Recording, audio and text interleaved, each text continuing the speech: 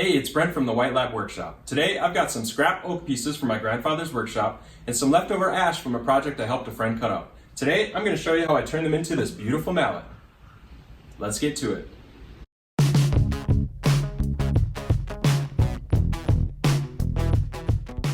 Here's the starting point.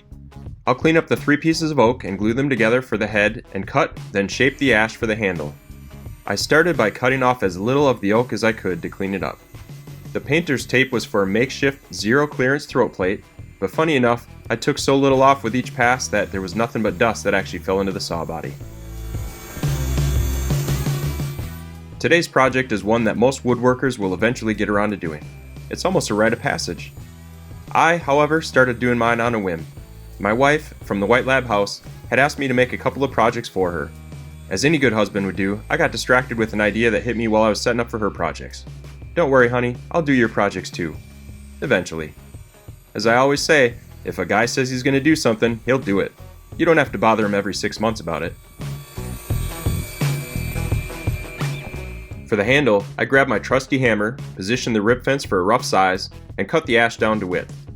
Then I made light passes to clean up the faces and get a comfortable thickness.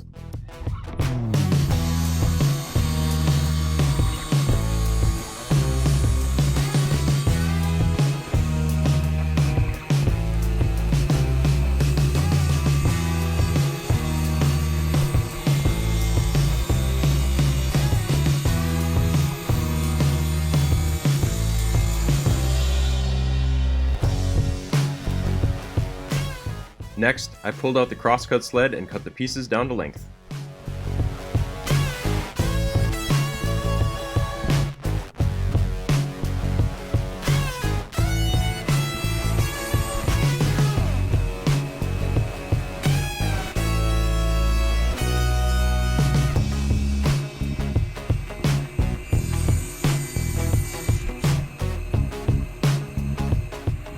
The handle was going to mount to the head with a wedged through tenon, so I needed to cut the middle piece to make a mortise and save myself a bunch of chiseling. I used the eyeball method to make sure that the mortise would be sized correctly.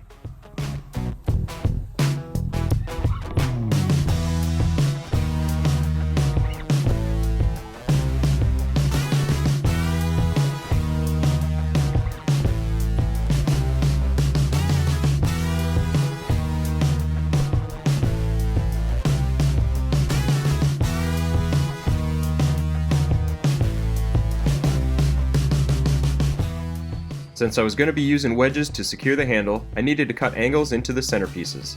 This would give room for the wedges to force the handle notches apart slightly, making sure the handle doesn't come loose.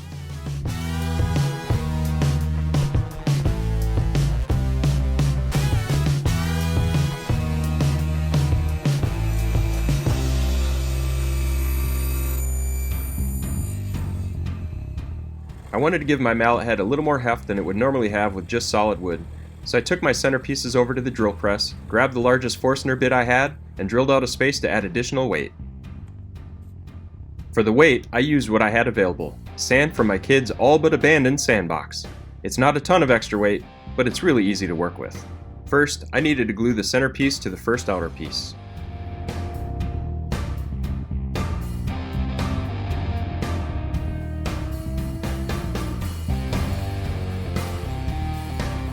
Once that glue set, I added the sand.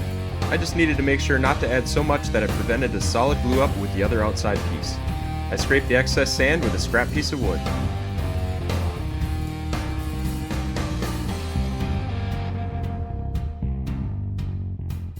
Then I glued the outside piece on, taking care not to have excess squeeze out in the mortise cavity and cause more cleanup work.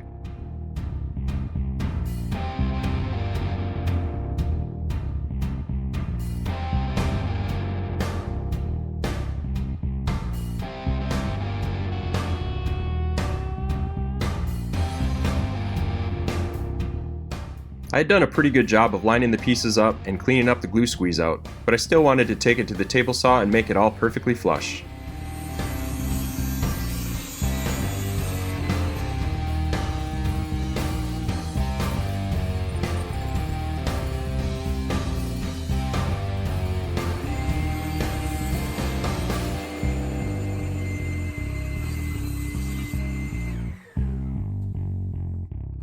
After cleaning it up, I tipped the blade to a rough 45 degrees and added a nice chamfer.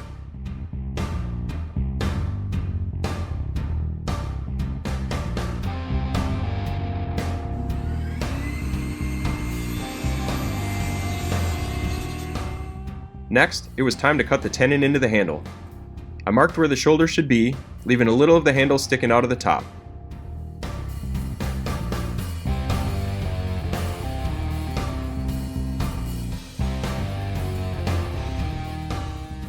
Then I pulled out my sweet tenoning jig to get ready for the cuts. I lined the handle up with the narrow side of the mortise and marked the first cuts, leaving a little extra room to allow for me to sneak up on the cut. This part really made me nervous because I usually have a piece of offcut that I can use to size the tenon with a little trial and error. This was the only piece I had, and I have a well-documented history of botching things, so I had to be extra careful here. I raised the blade to the height of the shoulder, took a deep breath, and made my cuts.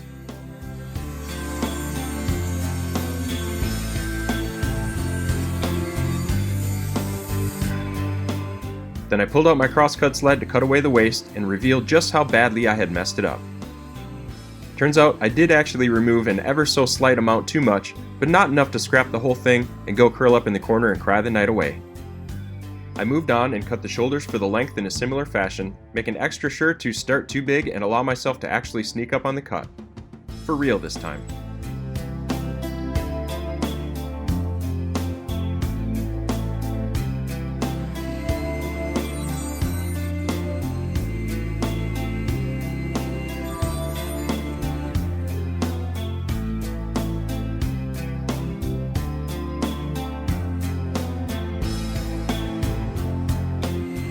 Once I was satisfied that the tenon was sized appropriately, I used the tenoning jig to cut some slots for the wedges to fit into.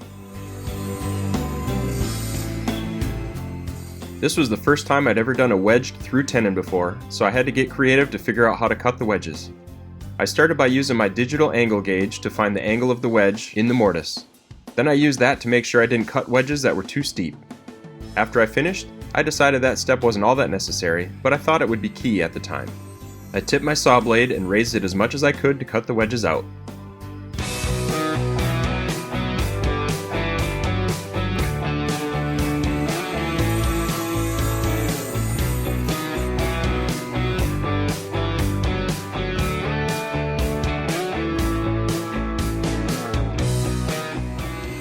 Then I used the crosscut sled to cut them loose.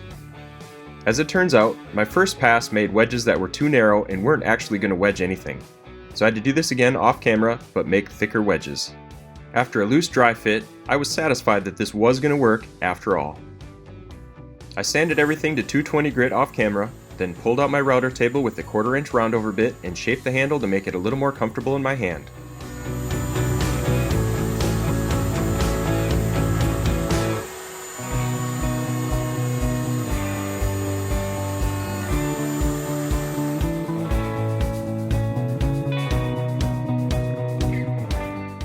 I was excited to get this thing together, so I set up for the glue up.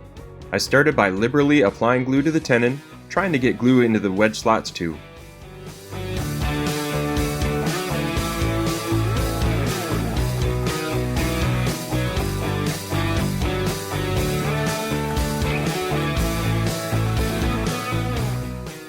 Turns out I did such a good job of over applying glue that the squeeze out was kind of overwhelming. I made a quick plea to my wife and kids for some extra wet paper towel to help clean up the excess. Can I get some wet paper towels out here pretty quick? I kind of made a mess. In a testament to how much they care about my needs in glue-soaked times of panic, I eventually gave up waiting for help and had to get the wet paper towel by myself.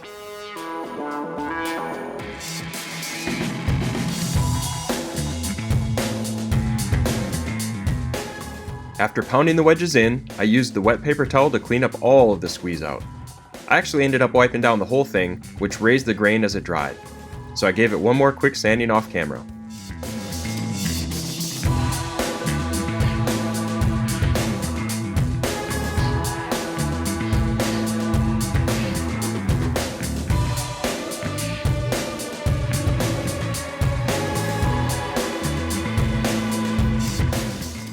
clean up the wedges, I used my flush cut saw, then sanded it off camera.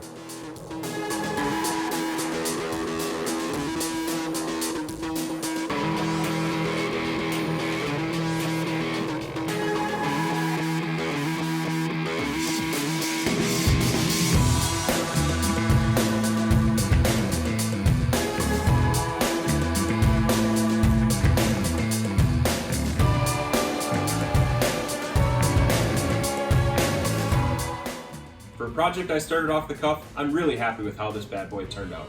It was a lot of fun to make, and I got to try out some new things I've never tried before. Plus, now I've got a cool mallet. I've got plans to add a little artistic flair to the finish, and I'll be exploring that in my next video, so stay tuned to find out if that works as well as I'm hoping.